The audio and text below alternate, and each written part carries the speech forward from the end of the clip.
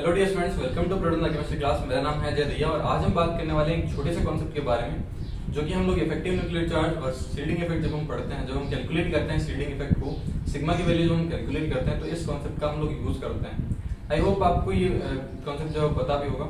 अगर नहीं भी पता है कि सिग्मा की वैल्यू कैलकुलेट कैसे करते हैं तो आज के बाद आपको ये कभी भी डाउट नहीं रहेगा कि सिग्मा की वैल्यू कैलकुलेट कैसे करते हैं। मतलब कि जेड ये जो स्क्रीनिंग इफेक्ट होता है उसकी वैल्यू कैलकुलेट करके जेड इफेक्टिव वैल्यू कैलकुलेट कैसे कर सकते हैं, राइट।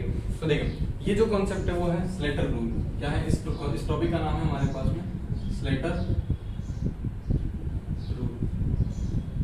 तो देखो स्लेटर रूल्स क्या कहलाता है ये हम लोग देखते हैं। बहुत सिंपल सा रूल है। इसका हम लोग थ्योरेटिकल पार्ट पोर्शन नहीं देखेंगे। हम लोग को तो सिर्फ और सिर्फ ये हेल्प करता है सिग्मा की वैल्यू कैलकुलेट करने के लिए। अब सिग्मा क्या होता है, हम लोग दो इफेक्ट पढ़ते हैं। एक तो देखना ध्यान से, इफेक्टिव न्यूक्लियर चार्ज होता है। क्या होता है इफेक्टिव न्यूक्लियर चार्ज, और दूसरा हमारे पास में जिसको हम लोग क्या बोलते हैं जेड इफेक्टिव बोलते हैं या फिर जेफ बोलते हैं। ये तो फर्स्ट है हमारे पास में। सेकंड अगर हम बात करें, सेकंड हमारे पास में होता है शील्डिंग इफेक्ट, ठीक है, या फिर स्क्रीनिंग इफेक्ट जो बोलते हैं स्क्रीनिंग इफेक्ट। तो जो स्क्रीनिंग इफेक्ट होता है वो होता है हमारे पास में सिग्मा। आई बात। तो सिग्मा की वैल्यू हम लोग कैलकुलेट करके फिर हम लोग क्या करते हैं जेड इफेक्टिव की वैल्यू कैलकुलेट करते हैं। तो कुछ फॉर्मूला ऐसा आया करता है कि जो जेड इफेक्टिव होता है is equal to Z minus sigma. अब जेड इफेक्टिव कैलकुलेट करने के लिए हमें सिग्मा की वैल्यू पता होनी चाहिए। सिग्मा की वैल्यू हम लोग कैसे कैलकुलेट करते हैं? सिग्मा की वैल्यू हम लोग कैलकुलेट करते हैं with the help of Slater rules. अब स्लेटर रूल्स क्या है तो इसके कुछ पॉइंट्स हम लोग डिस्कस करते हैं। देखो स्लेटर रूल्स के अकॉर्डिंग हमें क्या क्या चीजें जो है वो देखनी होती है। देखना ध्यान से। सबसे पहले तो हमें क्या करना होता है right electronic configuration. Right electronic configuration. फिर सेकंड अगर हम बात करें, सेकंड इलेक्ट्रॉनिक कॉन्फ़िगरेशन के बाद में हमें उसको अरेंज करना होता है। Arrange in correct order.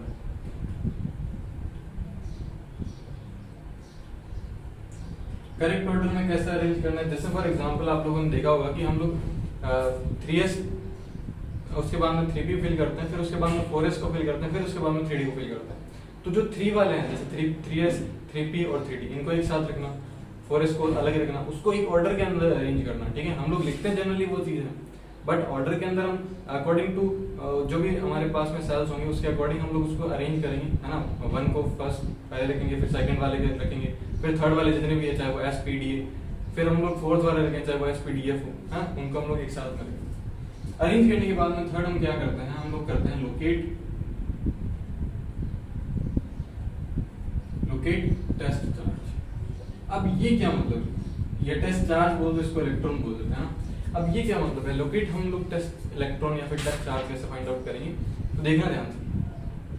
आपको जैसे फॉर एग्जांपल जनरली हमें लास्ट इलेक्ट्रॉन के लिए दिया जाता है, लेकिन कई बार कंफ्यूज करने के लिए हमें ये बोल दिया जाता है कि कैलकुलेट द स्क्रीनिंग इफेक्ट, जो कि किस पर लग रहा हो, उस इलेक्ट्रॉन पर लग रहा हो जो कि 4s के अंदर प्रेजेंट हो या फिर 3p के अंदर प्रेजेंट हो, ठीक है। अभी मैं एग्जांपल करवाऊंगा तो आपको थोड़ा क्लियर हो जाएगा कि किस तरीके से पूछा जा सकता है कि for 5th electron, for 6th electron, for 8th electron, इस तरीके से आपसे पूछा जा सकता है। तो फिर आप क्या करोगे, पहले इलेक्ट्रॉनिक कॉन्फ़िगरेशन फिल करेंगे, फिर उसके बाद में ये देखेंगे कि 8th इलेक्ट्रॉन कौन से सब शेल के अंदर आ रहा है या कौन से शेल के अंदर आ रहा है, उसके अकॉर्डिंग हम लोग क्या करते हैं कैलकुलेशन देखते हैं, राइट। देखना लोकेट करने के बाद में हमें क्या करना होता है। अब हम देखते हैं दो चीजें। पहला, if test electron present in ns या फिर np, अगर ns और np सब शेल में है तो ध्यान से देखना कि nth शेल के लिए हम लोग यूज करते हैं सिग्मा की value. Sigma is equal to कितना होगा 0.35। ये किसके लिए होगा फॉर nth शेल, ठीक है। फिर अगर हम बात करें दूसरा 0.85, ये किसके लिए आएगा फॉर n-1 शेल। और फिर एक और आता है सिग्मा की वैल्यू 1, वो किसके लिए आती है n-2 से लेकर के n- जितना भी होता है हमारे पास में, ठीक है। तो अब हम बात करते हैं नेक्स्ट। देखिए अगर टेस्ट इलेक्ट्रॉन जो है वो ns और np के अंदर प्रेजेंट है। अब अगर हम बात करें दूसरा कि second, if test electron present है, if test electron present in nd and nf, nd अगर nf के अंदर प्रेजेंट है देन हम क्या यूज करेंगे, देन सिग्मा की वैल्यू हम लोग यूज करेंगे 0.35 फॉर nth सेल, और अगर हम बात करें सिग्मा की वैल्यू 1 यूज करेंगे फॉर n-1 से लेकर के n-2 इस तरीके से जो भी वैल्यूज हमारे पास में आगे आएगी, है ना। तो n सेल के लिए हम लोग 0.35 यूज करेंगे और n-1 और n-2 के लिए हम लोग क्या यूज करेंगे, 1 यूज करेंगे। एग्जांपल देकर मैं बता रहा हूँ, दोनों के एग्जांपल दूंगा, ध्यान से देखना। अगर हम बात करें कार्बन की, ठीक है, इसके लिए हम लोग क्या कैलकुलेट कर रहे हैं, इसके लिए हम लोग कैलकुलेट कर रहे हैं सिग्मा की वैल्यू, कि सिग्मा की वैल्यू इसके लिए कितनी आएगी। तो बहुत सिंपल है, लास्ट इलेक्ट्रॉन के लिए हम लोग कर रहे हैं, मैं लास्ट इलेक्ट्रॉन के लिए बताऊंगा और जो बीच में इलेक्ट्रॉन प्रेजेंट होता है उसके लिए बताऊंगा। देखना ध्यान से, लास्ट इलेक्ट्रॉन के लिए निकालते तो पहले तो हम लोग क्या करते हैं, इलेक्ट्रॉनिक कॉन्फ़िगरेशन लिखते हैं 1s2 2s2 2p6 sorry 2p4 I know, है ना, वो गलती से क्या है कि फ्लो में निकल गया था। तो 1s2 2s2 2p4 होता है हमारे पास में, ये भी नहीं होता है, 2p2 होता है। हाँ, मैं तो चेक कर रहा था कि आप लोग कमेंट कर रहे हैं या नहीं कर रहे। तो 1s2 2s2 2p2 हमारे पास में क्या होता है, कार्बन का इलेक्ट्रॉनिक कॉन्फ़िगरेशन होता है। तो ध्यान से देखना। अब एक चीज और, अगर आपको अगर स्क्रीनिंग इफेक्ट के बारे में कुछ पता है तो स्क्रीनिंग इफेक्ट का मैं अगर नहीं पता तो मैं बता देता हूँ, देखना ध्यान से। ये हमारे पास में ये यहाँ पे न्यूक्लियस है, देखो स्क्रीनिंग इफेक्ट या फिर शील्डिंग इफेक्ट का मतलब क्या होता है कि शील्ड कौन करता है, ठीक है। अगर मेरे आगे बहुत सारे लोग खड़े हैं, इसका मतलब वो मेरे को शील्ड करेंगे। किससे शील्ड करेंगे, जो भी न्यूक्लियस मतलब जो भी अट्रैक्टिव फोर्सेस है। जैसे मान लीजिए न्यूक्लियस, इस न्यूक्लियस से आगे बहुत सारे यहाँ पे इलेक्ट्रॉन्स हैं। एक बार रेंडम भर रहा हूँ, आप इसको मतलब ऐसा मत लेना। ये यहाँ पे इलेक्ट्रॉन है, इस इलेक्ट्रॉन और इस न्यूक्लियस के बीच में अट्रैक्शन होगा, बीच में इलेक्ट्रॉन प्रेजेंट है। ये इलेक्ट्रॉन्स क्या करेंगे, इस इलेक्ट्रॉन को धक्का देंगे, हाँ, क्योंकि रिपल्शन लगेगा सेम चार्जेस की वजह से। उस वजह से क्या होगा, इसका मतलब क्या होगा कि ये इस इलेक्ट्रॉन को इस न्यूक्लियस के अट्रैक्शन फोर्स से शील्ड कर रहे हैं। जैसे फॉर एग्जांपल आप ये मान लो कि एक सेलिब्रिटी, हाँ, कोई भी जो आपका फेमस सेलिब्रिटी है, मतलब जो भी आपका रोल मॉडल है, वो कहीं आ जाता है और बहुत सारा क्राउडिंग हो जाती है, एक सर्कल बन जाता है, बहुत बड़ा बड़ा सर्कल बन जाता है। तो आप लोग क्या करते हो, आप लोग बहुत लेट जाते हो। क्यों? क्योंकि आप क्या देख रहे होते हो, आप प्रोटॉन द केमिस्ट्री क्लास के वीडियोस देख रहे होते हो, हाँ। तो वीडियो पूरा करके देखने जाएंगे, भले कितने बढ़िया सेलिब्रिटी आए, उससे कोई फर्क नहीं पड़ेगा। तो आप लोग क्या करोगे, देखने जाएंगे, तब तक क्राउडिंग आ जाएगी। अब क्राउडिंग आ जाएगी तो आप क्या करोगे, आप बहुत पीछे हो जाओगे। तो आपसे जितने भी लोग आगे होंगे, आप अंदर जाने की ट्राई करोगे, वो आपको अंदर नहीं जाने देंगे, हाँ। होता है ऐसा, जैसे कहीं कहीं वो कुछ चीजें मिल रही होती, कुछ प्रसाद मिल रहा होता है और हम लोग अंदर जाने की ट्राई करते हैं लाइन तोड़ करके, तो लोग हमें नहीं जाने देते। सेम वो क्या कर रहे होते हैं, वो सीड कर रहे होते हैं। किससे सीड कर रहे होते हैं, जो चीज मिल रही है वो, और हमको उस चीज को मिलने से रोक रहे होते हैं, मतलब सीड कर रहे होते हैं। सेम ऐसा ही इसके अंदर होता है। या हम उस सेलिब्रिटी से जब हम कांटेक्ट बनाना चाहते हैं तो बीच में बहुत सारे लोग आ जाते हैं, तो वो उस कांटेक्ट को ब्रेक करने की ट्राई करते हैं, हाँ। हम लोग फिर उस ऊपर होकर के उसको देखते हैं, तो बहुत सारी चीजें हम लोग उसको करते हैं, उसमें हम लोग करते हैं। तो सेम ऐसा ही सील्डिंग इफेक्ट होता है। तो जो आगे खड़े होते हैं वही सील्ड करते हैं, जो पीछे खड़े होते हैं वो सील्ड थोड़ी करेंगे, उनको सील्ड हम करेंगे। आगे बात में सबसे ज्यादा कंफ्यूजिंग यही होता है।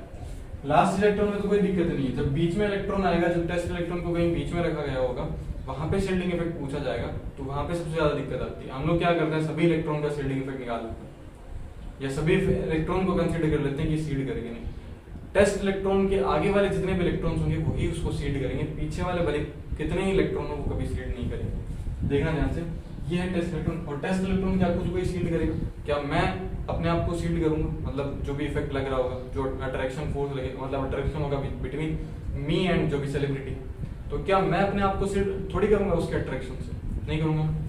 टेस्ट इलेक्ट्रॉन कभी भी सील्ड नहीं करता है जो अट्रैक्शन उसके ऊपर लग रहा है न्यूक्लियस का, वो तो खुद चाहता है कि मेरे ऊपर अट्रैक्शन लगे, है ना, ये इसके ऊपर। तो देखो ध्यान से कैसे करेंगे, ये हमारे पास में, अब इसको अरेंज करने की जरूरत है नहीं, ये हो गया हमारे पास में ये n हो गया और ये हो गया n-1। n के लिए n के अंदर टोटल कितने इलेक्ट्रॉन है, 3 इलेक्ट्रॉन है। तो 3 इंटू क्या करेंगे हम लोग 0.35 प्लस इसके अंदर कितना है, 2 इलेक्ट्रॉन है, तो 2 इंटू हम लोग क्या करेंगे 0.85।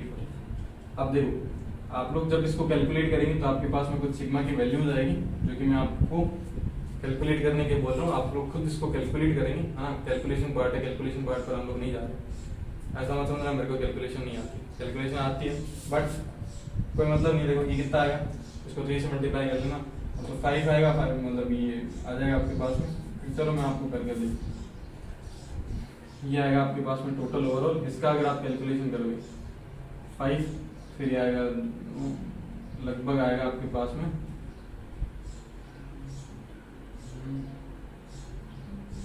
5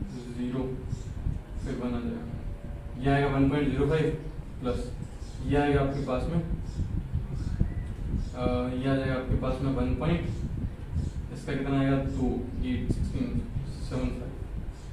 70 के आसपास 1.70 आएगा, ये 1.05 आएगा। थोड़ा सा चेक कर लेना, हो सकता है ना फ्लो में कभी गलती हो जाती है।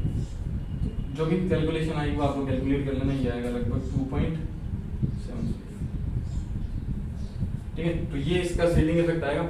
शील्डिंग इफेक्ट को आप लोग माइनस कर दोगे जेड से, तो आपके पास में जेड इफेक्टिव आ जाएगा। सारी बात समझ में। तो ये तो था जो लास्ट इलेक्ट्रॉन के लिए हम लोग कैसे कैलकुलेट करते हैं। ये का ये सेम जो है वो आप लोग इसके लिए कर सकते हो, एनडी और एनएफ के लिए। अब मैं आपको बताता हूँ कि बीच में अगर इलेक्ट्रॉन आ जाए तो हम क्या करें। जैसे फॉर एग्जांपल इसी में एग्जांपल ले लेते हैं हम लोग। यहाँ पे मान लो कि आपको दे रखा है, या इसमें एग्जांपल नहीं लेते हैं हम लोग, दूसरा एग्जांपल लेते हैं। मैं इसको इरेज कर देता हूँ, देखना ध्यान से। दूसरा एग्जांपल लेते हैं हम लोग, ले लेते हैं एग्जांपल सोडियम। तो सोडियम हमारे पास में 11 नंबर पे होता है, तो 1s2 2s2 2p6 3s बनाएगा, हाँ। मान लेते हैं कि हमारा जो टेस्ट इलेक्ट्रॉन है वो पड़ा है यहाँ पे पड़ा 2p के अंदर टेस्ट इलेक्ट्रॉन पड़ा है। तो 2p के अंदर टेस्ट इलेक्ट्रॉन पड़ा है, मतलब आपको ये बोला गया है कि 10th इलेक्ट्रॉन पर आपको स्क्रीनिंग इफेक्ट कैलकुलेट करना है, तो 2p के अंदर आएगा। तो ये ध्यान रखना, ये कभी भी कंट्रीब्यूट नहीं करेगा शील्डिंग के अंदर। शील्डिंग के अंदर सिर्फ यही इलेक्ट्रॉन कंट्रीब्यूट करेंगे और इसके आगे आने वाले 5 इलेक्ट्रॉन कंट्रीब्यूट करेंगे। तो देखना क्या करेंगे, ये तो हो गया n और ये हो गया हमारे पास में n-1। n के अंदर बताओ कितने इलेक्ट्रॉन है, तो देखो 5 तो यहाँ है, 2 यहाँ है, तो 7 इंटू क्या कर देंगे 0.35 प्लस, और यहाँ पे हम लोग क्या कर देंगे 2 इंटू 0.85। तो ये हमारे पास में क्या आ गई, ये हमारे पास में सिग्मा की वैल्यू आ गई। ये जो भी सिग्मा की वैल्यू आएगी उसको हम लोग माइनस कर देंगे किसके साथ, जेड इफेक्ट, जेड के साथ माइनस कर देंगे तो जेड इफेक्टिव आ जाएगा। सारी बात समझ में। तो ये है पूरा का पूरा स्लेटर रूल। ज्यादा कोई डिफिकल्ट स्लेटर रूल नहीं है, बस आपको 3 चीजें याद रखनी। एक तो आपको इलेक्ट्रॉनिक कॉन्फ़िगरेशन लिखना है, करेक्ट इलेक्ट्रॉनिक कॉन्फ़िगरेशन लिखना है, फिर उसको अरेंज करना है करेक्ट ऑर्डर में, फिर लोकेट करना है जो भी आपको टेस्ट चार्ज दे रखा है, टेस्ट इलेक्ट्रॉन दे रखा है। अगर वो एनएस और एनपी के अंदर आता है तो ये वैल्यू यूज करनी है, अगर एनडी और एनएफ के अंदर आता है तो ये वैल्यू यूज करनी है। बहुत ज्यादा डिफरेंस नहीं है वैल्यूज के अंदर, आप देखोगे तो ये वैल्यू हटा दी गई है, बस इसके अंदर ये डाला गया। ठीक है, तो ये पूरा का पूरा स्लेटर रूल है। आई होप आपको ये पूरा का पूरा समझ में आया होगा। अगर आपको इससे रिलेटेड कोई भी डाउट रहता है, कुछ ऐसे एग्जांपल्स हैं जो आप लोग नहीं सॉल्व कर पा रहे हो, तो आप मुझे व्हाट्सअप कर सकते हो, नीचे आपको व्हाट्सअप डिटेल दे रही होगी। आप हमारे टेलीग्राम ग्रुप से भी ज्वाइन कर सकते हो, वहाँ पर आपको डेली क्वेश्चंस जो है वो आपको देखने को मिलते हैं, आप लोग आंसर दे सकते हैं। ठीक है, ताकि आपका रिविजन हो जाएगा हर एक चैप्टर का। और आप लोग हमें इंस्टाग्राम पर भी फॉलो कर सकते हो, वहाँ पर भी आपको केमिस्ट्री से रिलेटेड बहुत अच्छी पोस्ट मिलती है, नॉलेजफुल पोस्ट मिलती है ना। बहुत सारी एक्टिविटी हम लोग वहाँ पर कंडक्ट करते हैं। सो आई होप आपको ये वीडियो पसंद आया होगा। ठीक है, अगर आपको ये वीडियो पसंद आया तो प्लीज वीडियो को लाइक कीजिए, वीडियो को शेयर कीजिए, प्रोटॉन द केमिस्ट्री क्लास में सब्सक्राइब कीजिए, ताकि आप आने वाले वीडियो की अपडेट मिस ना करें। मतलब जो भी अपने अपकमिंग वीडियोज आएंगे उसका आप जल्दी से जल्दी देख सकते हैं। उसके लिए एक और काम करना पड़ेगा, बेल आइकन को भी प्रेस करना पड़ेगा। ठीक, मिलते हैं नेक्स्ट क्लास के अंदर, तब तक के लिए।